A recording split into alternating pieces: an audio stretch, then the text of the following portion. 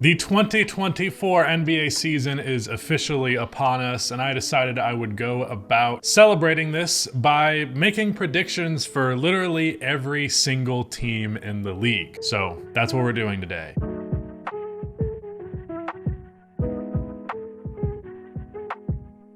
Real quick, if you end up enjoying this video, please be sure to subscribe. Also drop a like. It only takes 1 second and it makes a massive difference in how the video performs in the algorithm, so it is much appreciated. So just to set a couple of ground rules, not going to be any kind of crazy predictions here. I don't really have anything that's that ambitious. Things are going to be fairly vague because you really never know how a team's season is going to go. Every single year there are expectations that get absolutely shattered in both a positive and negative direction. So don't read too much into these things. This is just kind of rough expectations. But with that said, let's get into it. We're going in alphabetical order, which means we're starting with the Atlanta Hawks. The Hawks I'm expecting to be quite a bit better offensively speaking now that they do not have John Collins there. Don't get me wrong, I do believe that John Collins is a positive offensive player. However, in the way that they were utilizing him, not so much. Now they're just going to be going with more traditional wings out there as their forwards, and I think the offense will be better for that. I'm expecting a breakout season from Jalen Johnson. I think he's going to be a key part in their success. I also think Trae Young is going to have the best season of his career. I feel like he is due for that. I still expect them to not be like a 50-win team, but I do think they could be solidly a playoff team and outside of the play-in. For the Boston Celtics, I think they are going to dominate in the regular season and get the first seed in the Western Conference? That would be difficult. The Eastern Conference. Porzingis will make his second ever All-Star appearance, his first one since tearing his ACL or Achilles, whichever that was. Jaylen Brown will average closer to 23 points than 27 like he did last year due to there just being more offensive options. And I think Peyton Pritchard will prove to be on a steal of a contract and end up being one of the better point guards in the NBA. For the Brooklyn Nets, I know a lot of people are projecting this team to have like a fantastic defense,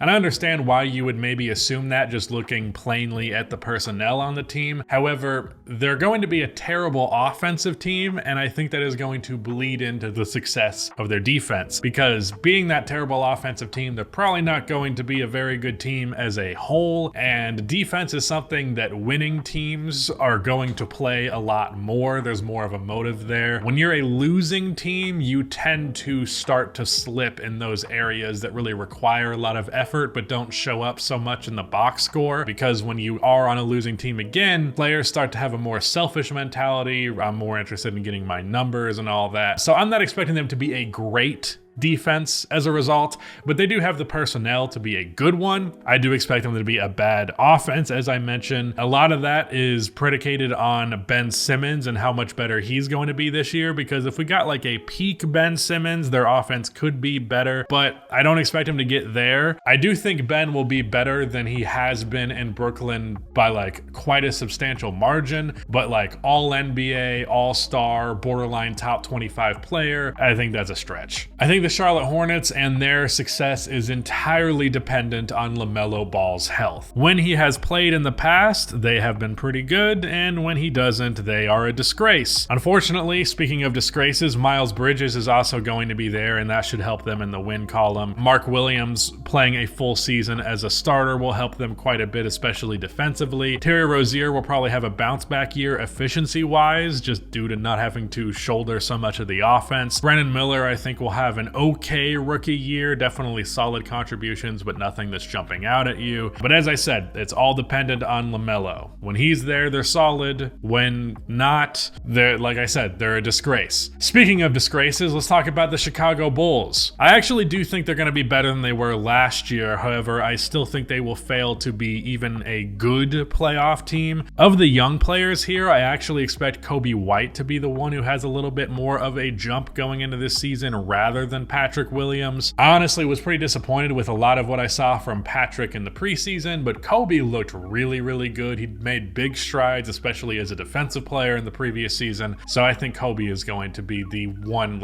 real bright spot for the Bulls this year. I do like the additions of Javon Carter and Torrey Craig. I called them two of the most underrated free agents in the league before they were signed. There's a bit more of an effort for this team to shoot threes. I don't think that that's going to matter though, because the personnel is not players that can hit those threes. 45-ish wins. It's a bit of an improvement, but I expect them to be a first-round exit one way or the other. For the Cleveland Cavaliers, I expect things to be pretty much exactly the same this year. Maybe a little bit more offensive growth from Mobley, and I expect Max Strus to be a great addition, helping their three-point shooting, but otherwise, the same team as last year. The Dallas Mavericks are a team that I'm actually putting a little bit of energy into, a little bit of investment into, because I do actually think they're going to surprise quite a few people. Now, offensively speaking, everyone expects this team to be good, but I think their defense will be a lot better than expected. I liked a lot of their additions that would help on that end this offseason, and Jason Kidd, of course, has a reputation of making a very good defense out of otherwise not amazing defensive personnel. Kyrie will have his best and most complete season since he was a Boston Celtic, maybe even since he was a Cavalier. Luka Doncic will have less impressive counting stats, probably the least impressive of his prime, but it will ultimately make him a better player and the Mavericks a better team. I'm also expecting a breakout season from Josh Green, which should help them quite a bit. The Denver Nuggets are another team that I'm expecting to be pretty much exactly the same as they have been. Really, the most interesting thing about them is figuring out what their playoff rotation will be as the year goes along. I think their rookie Julian Strawther, who looked amazing in the preseason, will be in conversations for being the steal of the draft, and I think he could be in that rotation. Zeke Naji, who just got extended, will absolutely be a part of that rotation, and I think he will have a breakout year due to more opportunity. I think Julian, Zeke, and Christian Brown will be the bench pieces when the playoffs come around, but that's basically the only thing to watch for the Nuggets. Otherwise, we know who they are, and they're probably, if not my championship pick, definitely the runner-up. For the Detroit Pistons, I'm expecting to be annoyed by Detroit's center rotation because Jalen Duren is their best five by a mile, and it's an absolute joke that they are not leading with that. But other than that, I expect Jaden Ivey to be in trade rumors, which I understand if you were outside of Pistons discussions, why that might be a little bit surprising to you because he's a young guard who put up pretty good numbers last year. However, those numbers were probably inflated quite a bit from not playing next to Cade Cunningham. And then from what I understand, based on the Pistons fans that I know, which is more than I think a normal person would know, they don't really seem to care for Ivey that much in that front office. And I could see him actually being talked about, being discussed, talked about being traded. That is the discuss. You don't have to talk about a discussion. Whatever. You get my point. He's probably going to be in trade talks. And I'm expecting his numbers to not be as good as his rookie year because of Cade Cunningham. Speaking of Cade Cunningham, I do think that they will be a better team because he is there, but they're still going to be outside of the play-in. For the Golden State Warriors, I actually think Chris Paul is going to work out for them quite well. I was skeptical until pretty much the moment I saw it on the floor in the preseason. I like his fit there quite a lot. Another thing from the preseason I will mention is that Jonathan Kuminga looks poised for a breakout season. I feel very, very good about the Warriors this year, and I feel like if they were going to win a championship again with Steph, Clay, and Draymond, this would be the year to do it. For the Houston Rockets, I expect them to look way, way, way, way better than they did in the previous 2 years, and not just because they got an obvious talent upgrade from a player perspective, but I also think that they have set themselves up internally to actually look like an NBA organization again. There's a huge coaching upgrade, coaching staff upgrade. No more AAU ball in Houston is what I'm getting at. I think Jalen Green is finally going to break out and to be a true star player and not just the prospect of a star level player. I'm talking 25 plus points per game. I'm also expecting a lot of frustration, not just from myself, but of course Houston fans towards Amen Thompson's minutes and opportunity. And there's going to be a real push to unleash unleash him because I think he's going to be very, very good right out of the gate. Also, Dylan Brooks is going to be bad because from what I saw from him in the preseason, he has no interest in changing his play style, and this is going to be his last contract in the NBA. I'm quite confident in that, actually. The Indiana Pacers might end up being my league pass team because I think they're going to be very fun, although that is pretty dependent on who their starting four ends up being because there's kind of a disconnect between the fun option and what might end up being the better one. The options are Obi Toppin and then their lottery pick, Jarris Walker. Toppin is the more fun option because he's just going to have a great connection with Halliburton. Honestly, from the little bit that we've seen them play together, it kind of looks like it's just going to be like a Walmart Lob City connection between the two of those. But Jarris Walker is a more well-rounded and defensive-oriented player who also has a ton of upside on the offensive end. But either way, I think they'll be a fun team. Either way, Obi Toppin's going to play a ton of minutes, but I do think that they'll be more fun the more you can maximize him and Halliburton playing together. I also think they're just going to be a straight-up better team than they were before. Of course, Bruce Brown's addition is going to be huge, but probably only a play-in caliber team. Still just a lot of competition ahead of them. For the Los Angeles Clippers, I'm expecting them to be the same story they pretty much always are. Outside of Russ being there, I don't know exactly what to expect from him in terms of his production, but at the very least, I think the thing that will matter the most for Westbrook will be that this is probably the least volatile version of him that we should see, at least,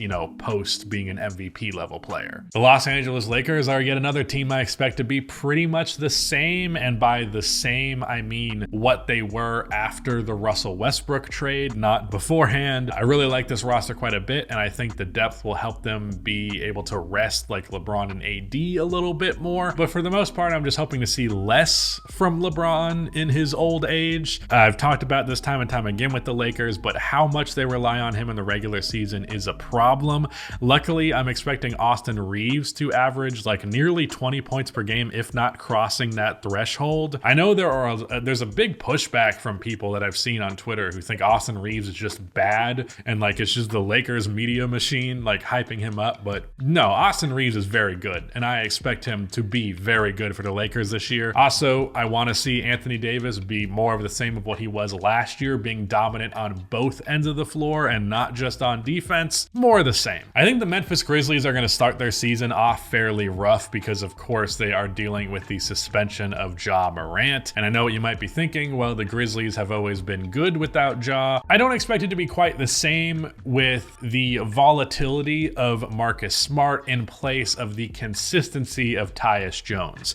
Even if Marcus is perhaps the better player, the consistency that Tyus Jones brought to that team when Ja Morant was not there, I think was really the level force that they needed to be as good as they were. So I expect them to be more around 500 without Ja, and then they're going to have to push to get higher in the actual standings. But once they get there, they should be as they were. A pretty damn solid team in the regular season that has a lot of potential going into the playoffs, but probably loses to a better team. Usually you lose to the better team. That tends to be how it goes. The Miami Heat, I think, are going to be a lot better than a lot of people expected. Maybe not so much in the regular season win column because that's not exactly where they shine, but just in terms of actually being a good team, especially in the postseason, I think a lot of people have dismissed them, and I don't think they should do that. I think Max Strus as well as Gabe Vincent are far more replaceable than people think. I expect contributions from Nikola Jovic, Haywood Highsmith, their rookie Jaime Jaquez Jr. That's what the pronunciation on Google said.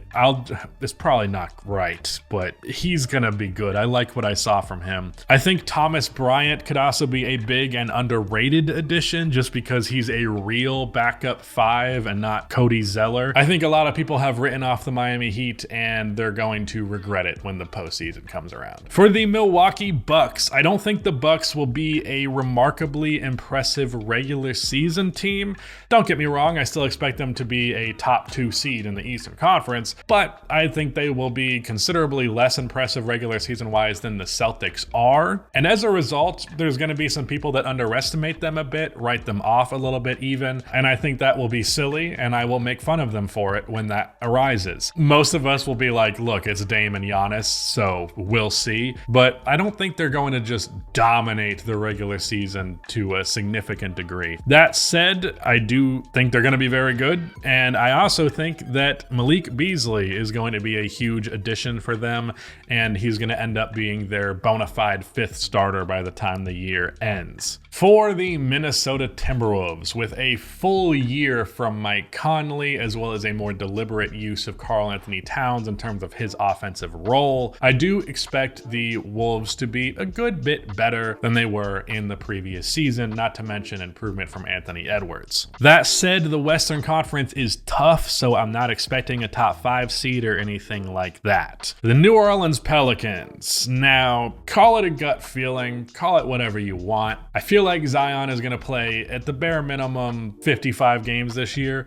I feel like you can't have that many years in a row of playing 25 games, right? Surely, right? I'm hoping. That said, if he does play, the Pelicans are a very good team. Like a very good team. Like a very, very good, potentially deep playoff run team. And I feel like so many people have not factored that in here. I realize Zion getting healthy seems like just a pipe dream at this point. But if it does happen, man, this is a team that's going to surprise a lot of people, because I believe they were the 1st seed in the West for when Zion played to start last year. I do expect to see more great stuff from Trey Murphy, potentially even getting near the 20 point per game mark. But that said, everything is dependent on Zion. Everything. For the New York Knicks, I expect them to be pretty much exactly the same as they were before, which is a solid playoff team. They might be a little bit better just for having Josh Hart there for more than 25 games for the regular season, but basically business as usual. The OKC Thunder, I have not hidden the fact that I have very high expectations for them. I think that Chet is going to win Rookie of the Year. I'm pretty much on that train at this point.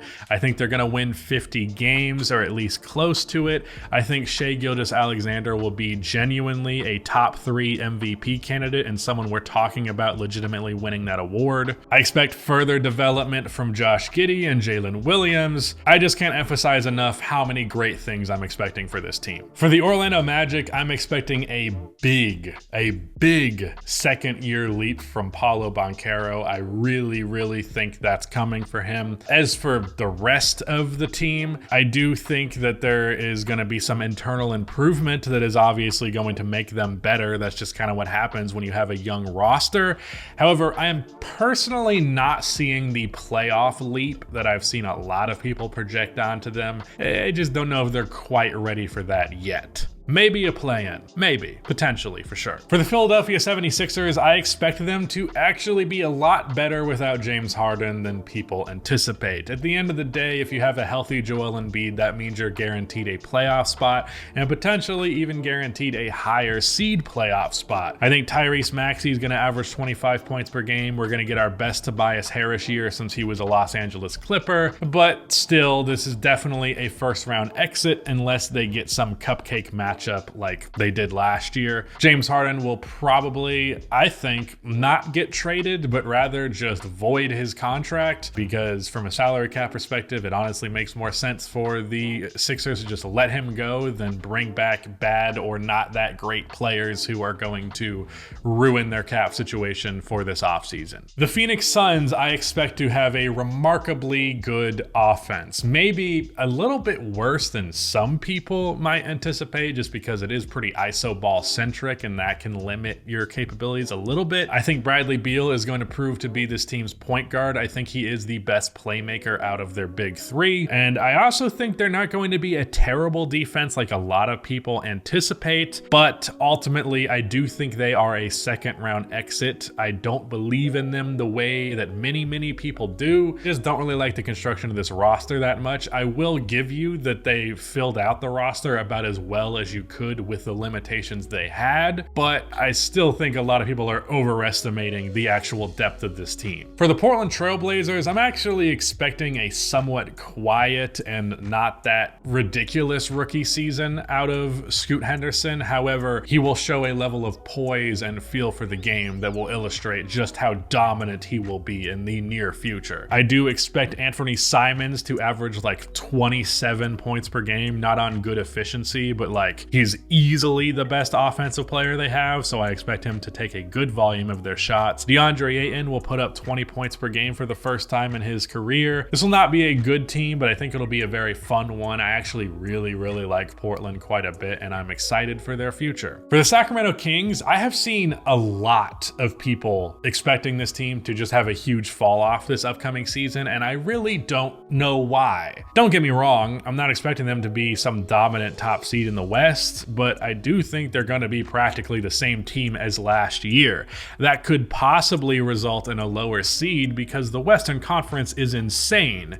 But that said, they are absolutely in that playoff conversation, absolutely in a like top 6 seed outside of the play-in conversation. They're a great offensive team. Obviously, they're not very good on defense, and that's not great. But at least in terms of being a playoff team, I have no concerns for the Sacramento Kings unless an injury obviously throws that off the rails. For the San Antonio Spurs, this is something I'm pretty confident is going to happen. I think Wemby is going to be a little bit less impressive in the box score, especially in terms of points and rebounds, than a lot of casual NBA fans might expect, just given the hype that he has garnered. But those who know will know, and 2 years, probably maybe 3 years down the line, we're gonna look at this and think it's hilarious that people thought he wasn't living up to expectations, but people are going to be very heavy with the scrutiny in the current climate. Outside of that, I'm expecting a breakout year from Devin Vassell, 22 points per game-ish. I think Keldon Johnson might end up being a little bit of an odd man out here. Trey Jones is also going to have a make or break season, and I'm honestly leaning a lot more towards break personally. Should be a top 10 defense because of Wemby, but I'm expecting them to struggle on offense.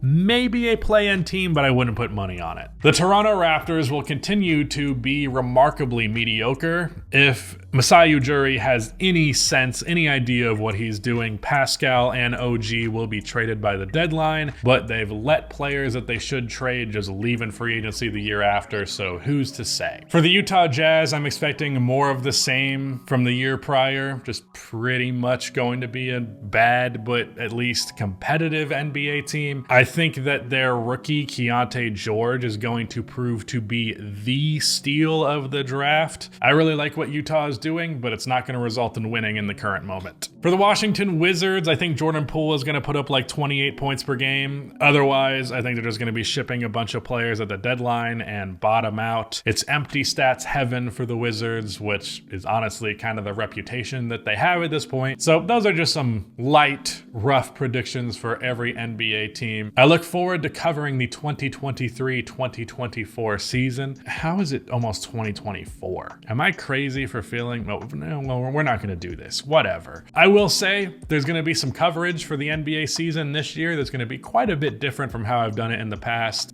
Feels like it's time to revamp things around here, and that revamp is coming in the near future, and I'm very excited for it. But that said, just stay tuned. Shout out to Rudy for editing this video, and goodbye.